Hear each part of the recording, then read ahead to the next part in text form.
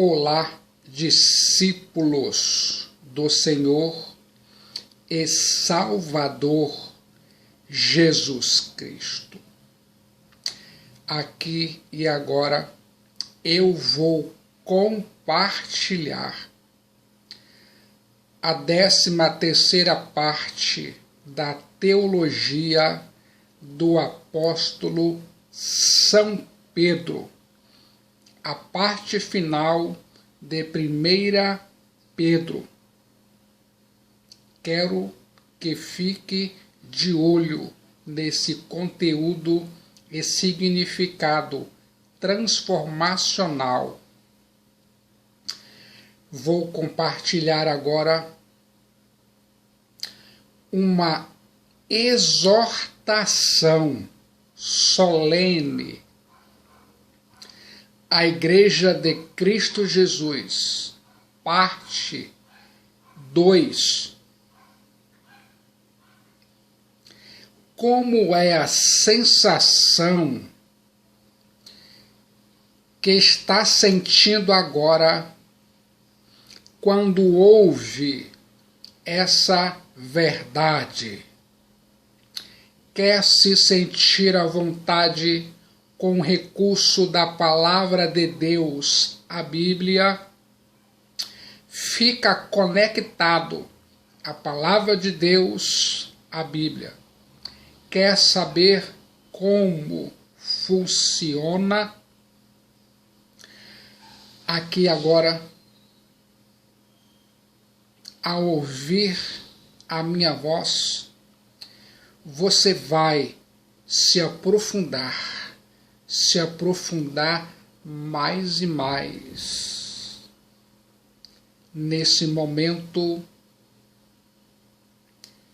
fique com os ouvidos atentos ao que Deus vai falar com você.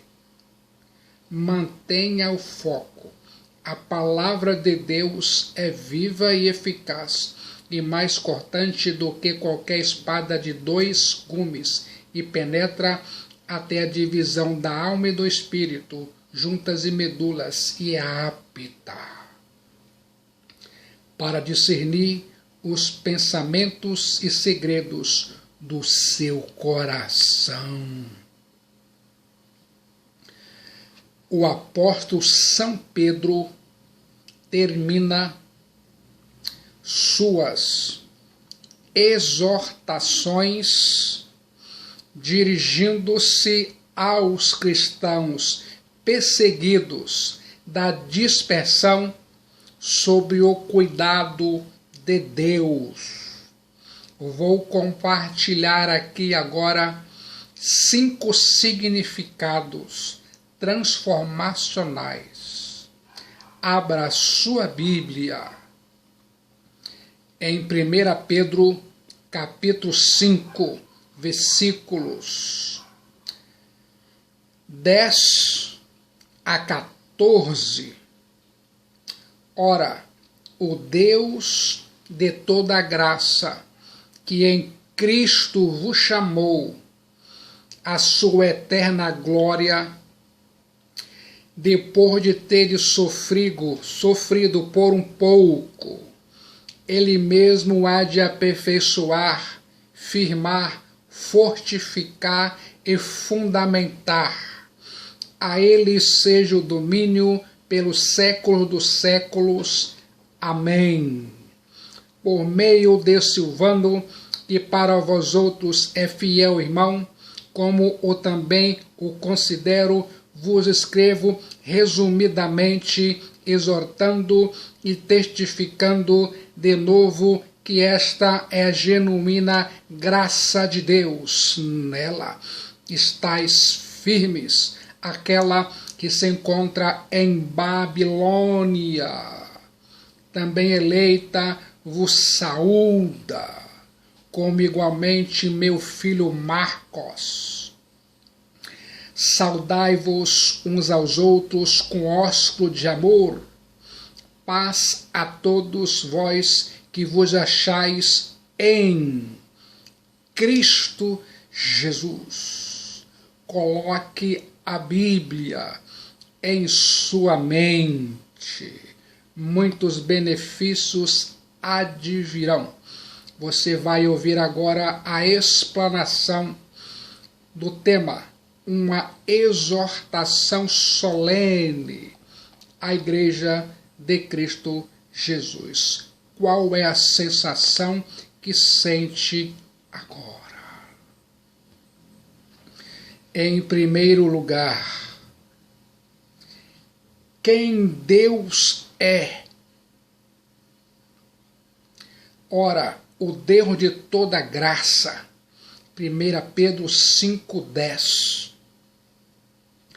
para uma igreja que estava sendo atacada por forças humanas e espirituais, perseguida pelos homens e pelo diabo, o apóstolo São Pedro diz que sua vida está nas mãos do Deus de toda graça. O próprio apóstolo São Pedro, que caiu em terrível pecado, negando o seu Senhor Jesus Cristo, sabia quão gracioso é Deus, a ponto de colocar de pé aquele que um dia estivera prostrado no pó. Quero que se lembre disso. Eu e você precisamos sempre trazer à nossa memória o fato de que Deus não lida conosco em virtude do nosso merecimento, mas de acordo com seu amor incondicional. Mesmo quando falhamos, Deus nos perdoa. Mesmo quando tropeçamos, Deus nos levanta. Mesmo quando passamos pela fornalha do sofrimento, Deus nos fortalece. Quero que se lembre disso. Em segundo lugar, o que Deus fez, que em Cristo vos chamou à sua eterna glória. 1 Pedro 5,10. Coloque a Bíblia em sua mente. Deus nos escolheu por sua graça e nos destinou à sua eterna glória. Deus dá graça e glória. A graça é a sua causa e a glória é o resultado. A graça é a raiz, a glória é o fruto. A graça é a origem, a glória é o fim. Tudo que começa com graça desemboca em glória. Louvado seja Deus. Quero que fique de olho aqui agora nas propriedades da chamada divina. A chamada divina começa com o cumprimento da palavra profética. A chamada divina direciona as pessoas ao arrependimento, metanoia. A chamada divina leva à transformação da alma, do físico, do corpo, à salvação. A chamada divina nos move a um ministério integral e sem fronteiras. Quero que se lembre disso. A chamada divina faça desse momento um marco histórico. A chamada divina é uma chamada doce. Deus não apenas chama, mas cativa. Ele não força, mas conduz. A liberdade da vontade não é removida, mas a sua obstinação é vencida. Após essa chamada, não há mais disputas. a alma prontamente obedece à chamada. Assim como quando Cristo Jesus, o Rei dos Reis e Senhor dos Senhores, o Messias, chamou Zaqueu, ele alegremente o recebeu em seu coração e em sua casa. Quero que se lembre disso. A chamada divina é uma chamada santa. Essa chamada de Deus convoca os homens para fora de seus pecados. Por meio dele, eles são consagrados e separados para Deus.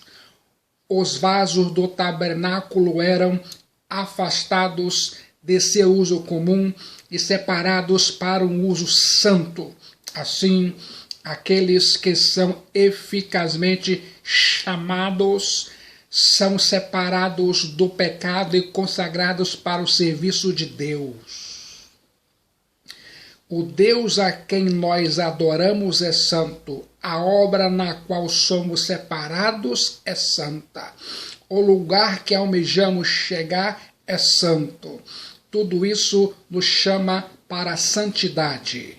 O coração de um cristão deve ser a câmara da presença da bendita Trindade. Quero que se lembre disso. Acaso não deve estar escrito sobre ele santidade ao Senhor?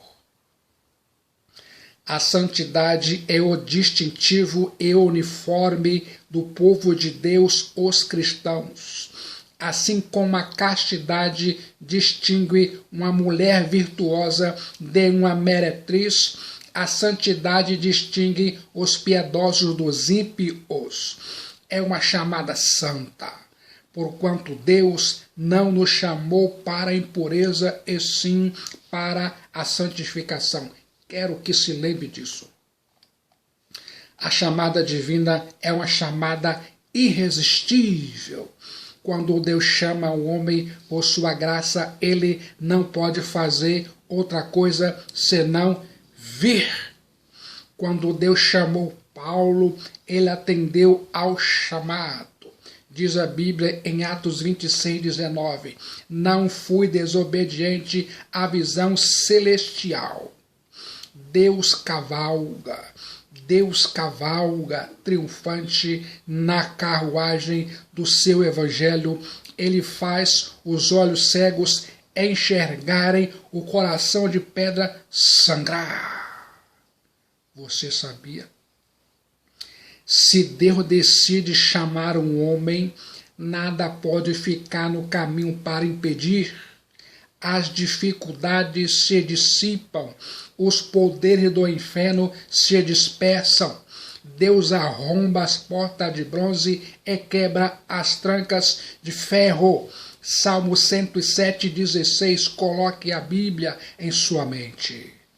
Quando o Senhor toca o coração de um homem pelo seu Espírito Santo, todas as vãs imaginações caem por terra.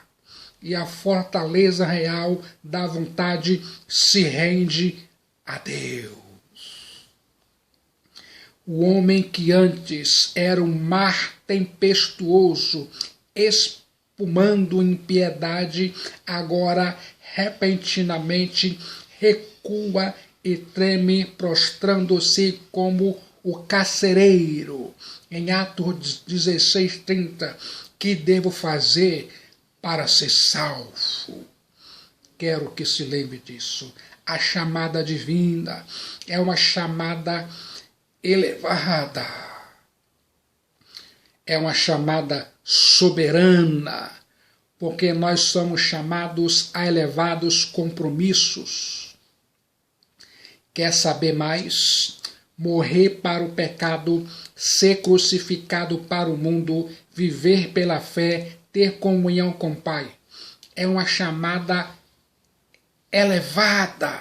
Somos chamados para obtermos privilégios elevados. A justificação e a adoção, sermos feitos co-herdeiros com o Messias, Cristo Jesus, o Rei dos Reis e Senhor dos Senhores. Quero que se lembre disso.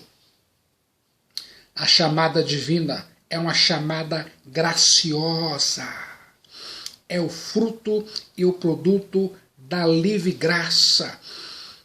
Esta é a livre e abundante graça de Deus. A chamada divina é uma chamada gloriosa. A Bíblia diz em 1 Pedro 5,10: o Deus de toda graça, que em Cristo vos chamou à sua eterna glória. Coloque a Bíblia em sua mente. Nós somos chamados ao desfrute do Deus eternamente bendito. É como se um homem fosse chamado da prisão para sentar-se em um trono. Deus nos chama para um lugar de honra. Deus nos chama para a salvação da nossa alma. Deus nos chama para um reino, o reino celestial, onde Cristo Jesus foi nos preparar lugar. Coloque a Bíblia em sua mente. A Bíblia diz: eu acredito. A chamada divina é uma chamada rara. A palavra chamar significa escolher alguns dentre outros. Quantos milhões se assentam nas regiões das trevas? A chamada divina é uma chamada imutável. Quando Deus chama um homem, ele não se arrepende disso. A chamada de Deus está fundamentada sob seu decreto. E o seu decreto é imutável. Atos de graça não podem ser desfeitos. Quero que se lembre disso. Em terceiro lugar, o que Deus permite. 1 Pedro 5,10. Depois de teres sofrido por um pouco, o sofrimento humano, por mais agudo e prolongado, quando colocado sob a perspectiva da eternidade, é pequeno, leve e momentâneo. O apóstolo São Paulo expressa essa mesma ideia ao declarar em 2 Coríntios 4,17. Porque a nossa leve e momentânea tribulação produz para nós eterno peso de glória acima de toda comparação. Deus permite o sofrimento não por longo tempo, mas por breve tempo, não para nos destruir, mas para nos fortalecer, não para sonegarmos a glória, mas para realçá-la. Como se sente agora? Qual a sua sensação ao ouvir tudo isso? Vou compartilhar um breve aspecto histórico do sofrimento da igreja primitiva. As perseguições ocorridas entre os séculos I e III depois de Cristo delineia o ponto crítico e latente da igreja, visto que até o terceiro século da era cristã as perseguições realmente pautaram a atuação da igreja. Prova evidente disto é o fato de tal período ter ficado conhecido historicamente como a Era dos Mártires. Você sabia? Eusébio de Cesareia, ao escrever sua história eclesiástica, deixou bem claro que aqueles que se opusessem à fé cristã sofreriam os piores males. Em contrapartida, valorizou e enalteceu o martírio dos apóstolos de Cristo Jesus, apresentando o martírio como modelo de fé a ser seguido por todos os cristãos. Aquela era uma época de profunda fidelidade e perseguição. Apesar de submetido a duras perseguições por parte dos romanos e dos judeus, o cristianismo adquire, no decorrer dos séculos 2 e 3, grande força política e avanço que se consolida no governo de Constantino, 306-337, primeiro imperador cristão. Você sabia? Pela própria ótica do império, o cristianismo foi posto como fora da legalidade, perseguida e considerada como o mais perigoso inimigo do poder do Império Romano. O que ia de encontro ao culto ao imperador, instrumento símbolo da força e unidade do império. As autoridades civis e o próprio povo, antes indiferentes, demonstravam-se logo hostis à nova religião, em virtude de os cristãos recusarem o culto ao imperador e a adoração às divindades pagãs de Roma.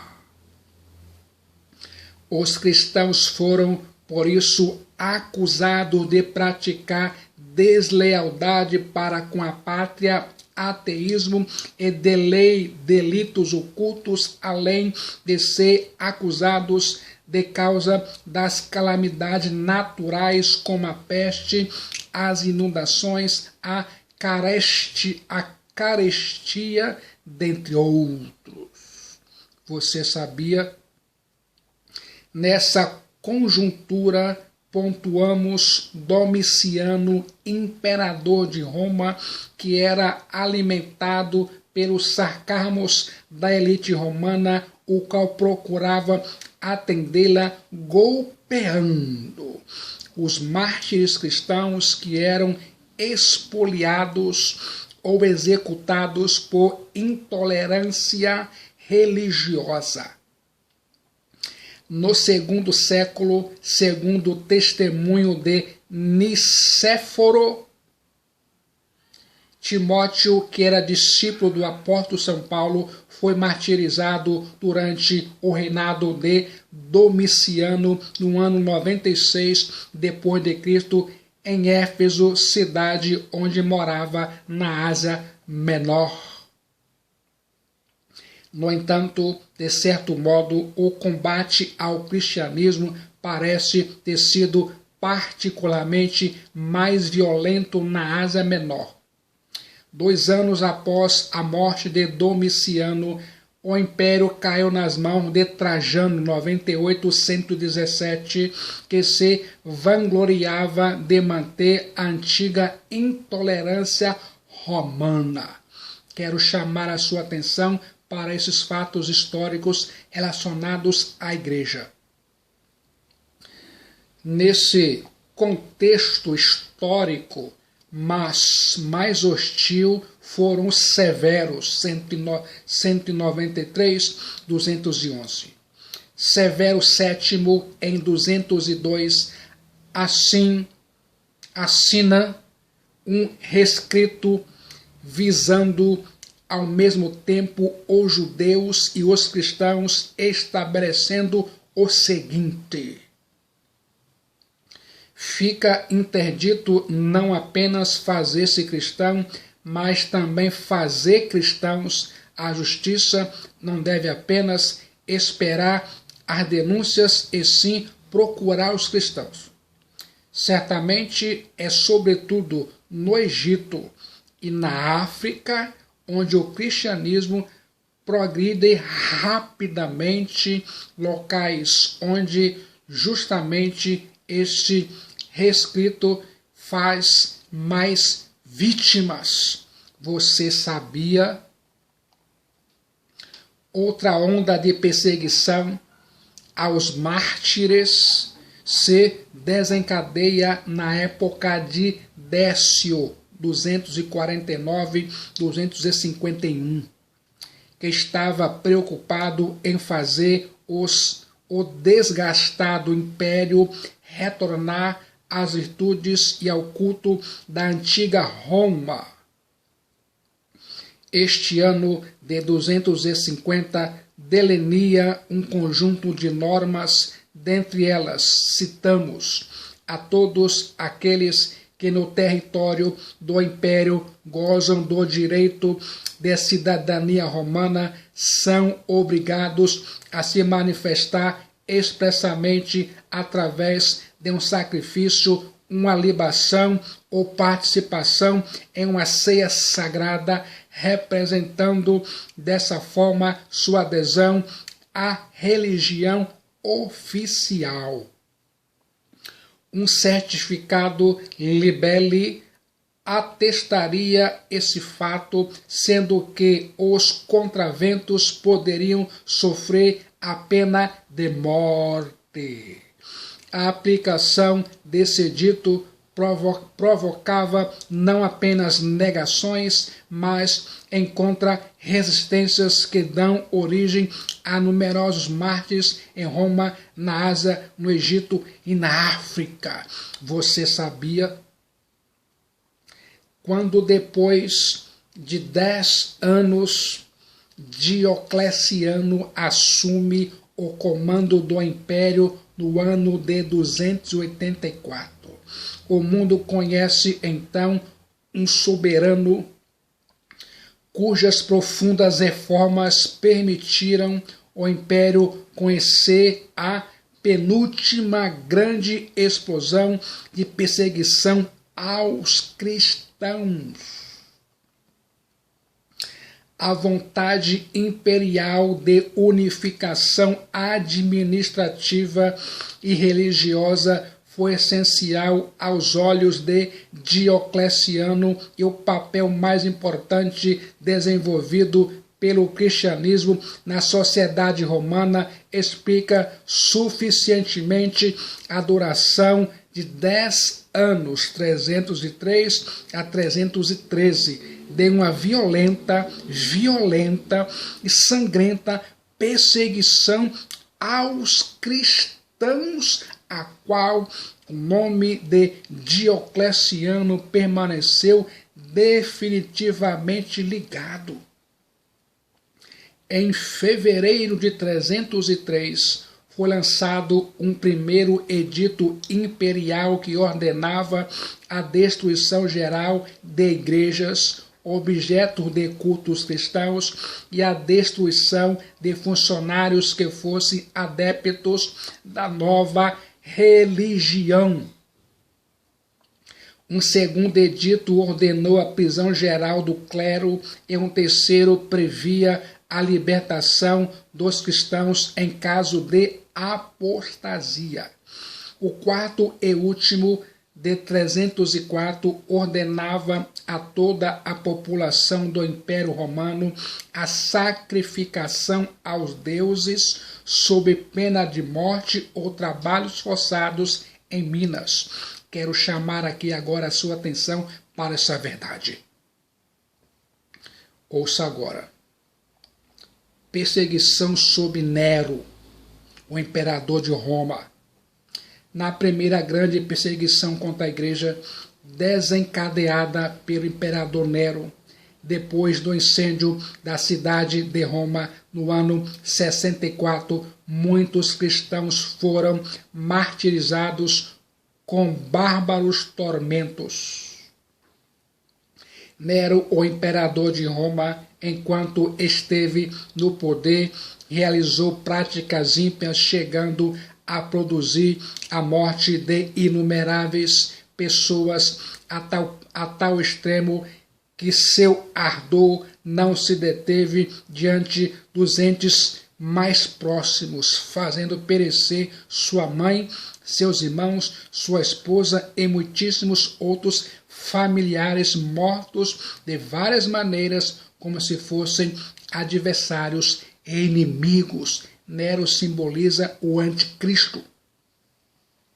Quando a perseguição chegou a Cesareia Eusébio testemunhou em loco quando muitos cristãos pagaram a pena máxima por causa de sua fé em Cristo Jesus e a criação de novos editos com o intuito de intensificarem as perseguições. Igrejas, templos foram destruídos, escrituras foram queimadas e cristãos foram torturados e executados. Entretanto, o número de mártires crescia na medida em que as conversões a Cristo Jesus, devido à proclamação do glorioso Evangelho, aumentavam e, com isso, o Império Romano se sentia contestado. Você sabia?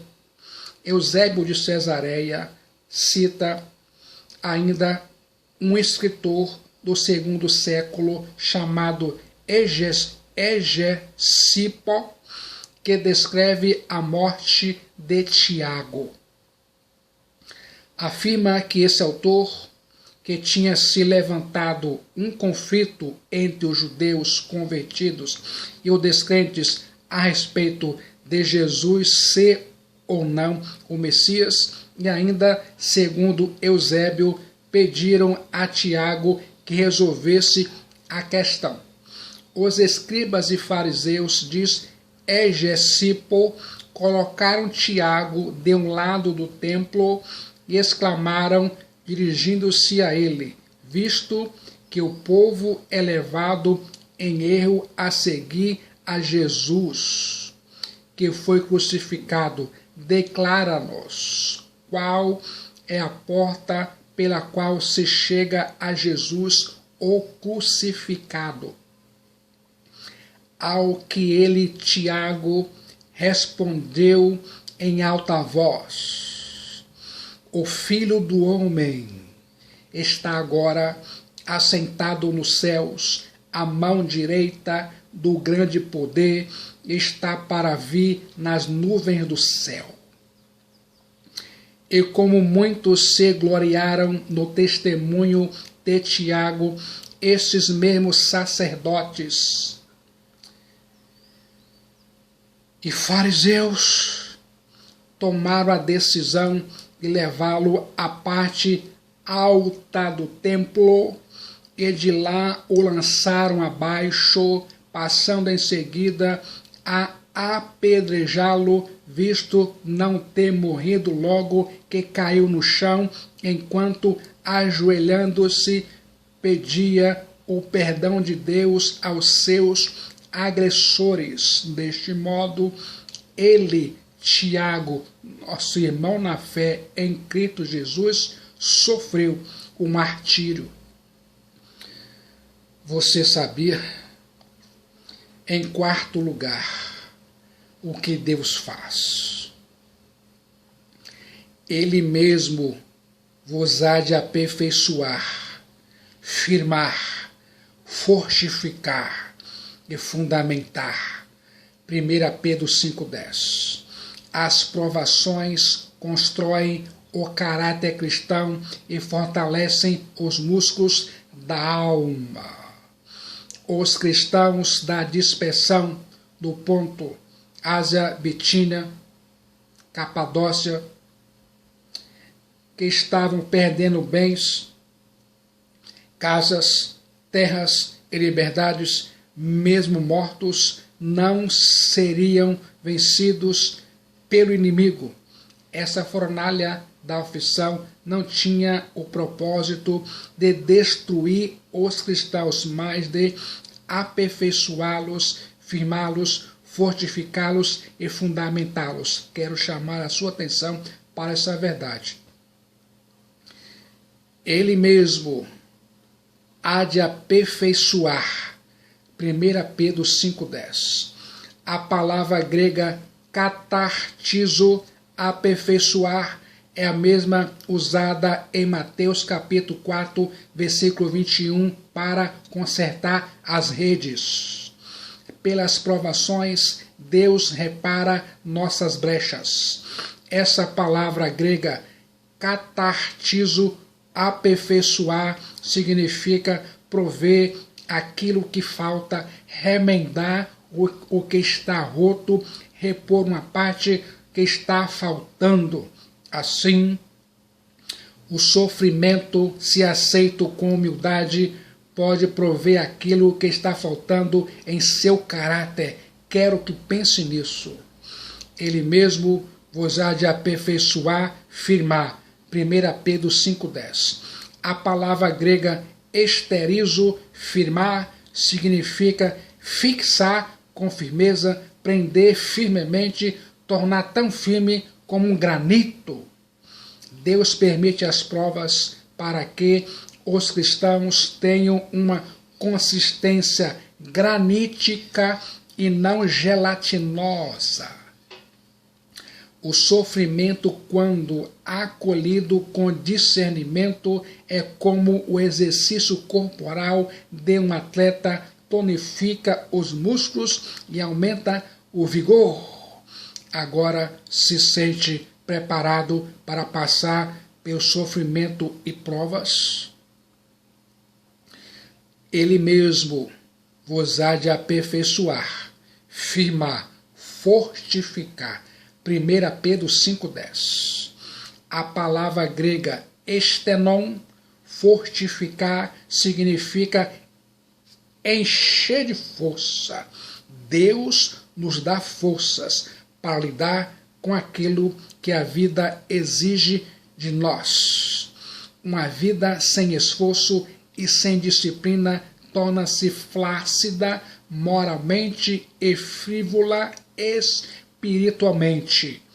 Quero que se lembre disso. Ele mesmo vos há de aperfeiçoar, firmar, fortificar e fundamentar. 1 Pedro 5,10. A palavra grega temelion, fundamentar, significa colocar os fundamentos, lançar um alicerce sólido, ou seja, construir sobre a rocha firme. No momento que os cristãos enfrentam sofrimento, são cimentados no alicerce da fé. Satanás intentou contra a vida do patriarca Jó, atacou seus bens, seus filhos e sua saúde, mas, em vez de afastar Jó de Deus, o sofrimento o colocou a seus pés. Antes do sofrimento, Jó conhecia Deus de ouvir falar. Agora, Jó vê a Deus e prostra-se aos seus pés. Quero que se lembre disso. Quero que se fortaleça aqui e agora em Cristo Jesus, o Rei dos Reis e Senhor dos Senhores, o Messias. Ele, Cristo Jesus, é uma fonte inesgotável de poder.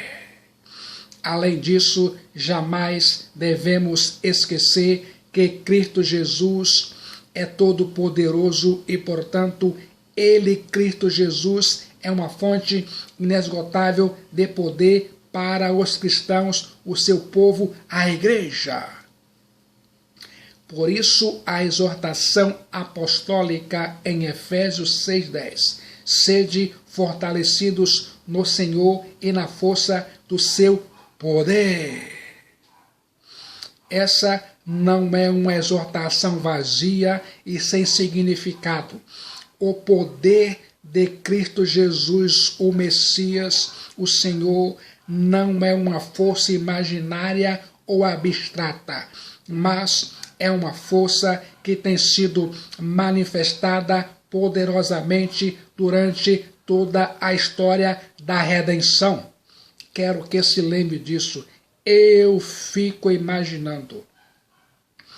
Esse é o mesmo poder que ressuscitou Cristo Jesus, o Messias, de entre os mortos e vivificou o cristão de seu estado anterior de morte espiritual.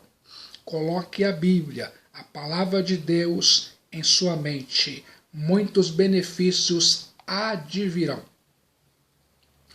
Portanto, O povo de Deus, a igreja, de fato, encontra em Cristo Jesus todo o poder necessário para viver a vida cristã neste mundo hostil, de modo a resistir eficazmente aos ataques do mal e às perseguições e tribulações.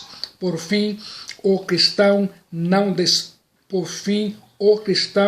ainda desfruta da maravilhosa segurança em saber que a grande batalha já foi vencida quando Cristo Jesus, o Messias, em sua morte e ressurreição, conquistou a vitória para sempre contra o poder das trevas, o império das trevas. Quero que se lembre disso em sua jornada cristã. Em quinto lugar, o que Deus merece. A ele seja o domínio pelo século dos séculos. Amém. 1 Pedro 5,11. Mesmo quando a igreja é perseguida e o inimigo parece estar no controle da situação, Deus está no trono, governando sobre tudo e todos, controlando cada situação. A Deus pertence o domínio. O apóstolo São Pedro termina a sua epístola não com um profundo lamento, mas com uma doxologia.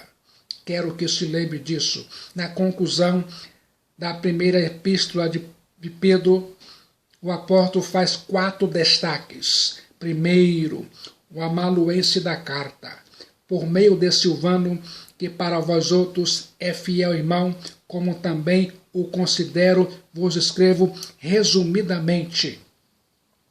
1 Pedro 5,12. O apóstolo São Pedro informa aos cristãos da dispersão que Silvano, o mesmo Silas, profeta da igreja de Jerusalém e companheiro de Paulo em sua segunda viagem missionária, foi o secretário que escreveu essa missiva.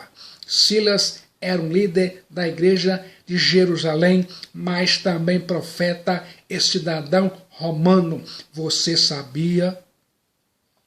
Em segundo lugar, o tema da carta, exortando e testificando de novo que esta é a genuína graça de Deus, estais firmes. 1 Pedro 5,12. Coloque a Bíblia em sua mente. O apóstolo São Pedro relembra à igreja o conteúdo principal da carta à graça de Deus, exortando os cristãos a permanecerem firmes nessa graça.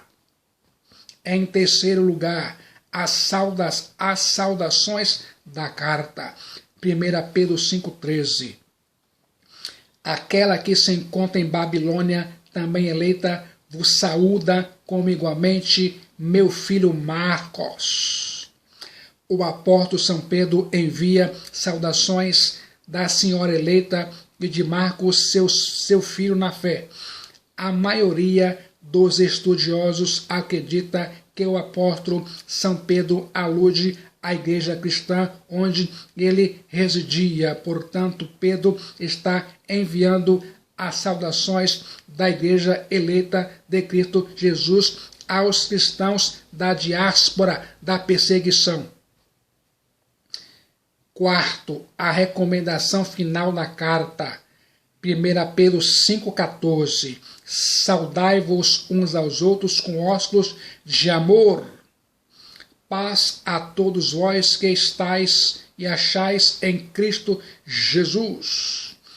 O apóstolo São Pedro orienta os cristãos a saudarem uns aos outros com filema, o beijo fraternal, traduzido como ósculo de amor. O ósculo santo é mencionado em 4 cartas paulinas, mas aqui o apóstolo São Pedro recomenda ósculo de amor. Uma igreja perseguida precisa exercer o amor e experimentar a paz. Quero que se lembre disso.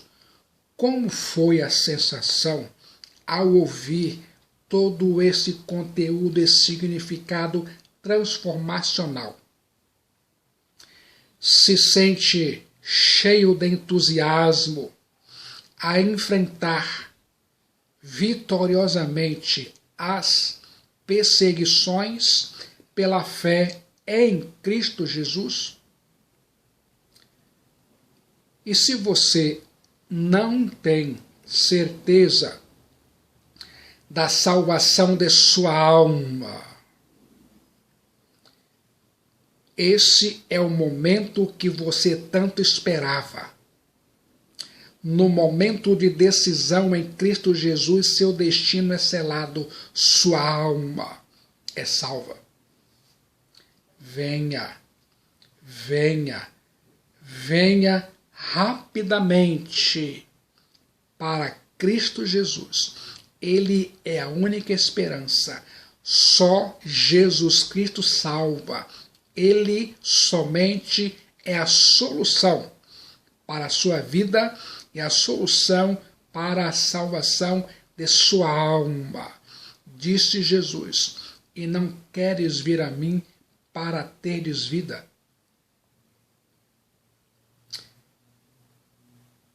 Entregue sua alma, sua vida para Cristo, enquanto você respira o ar da graça de Deus.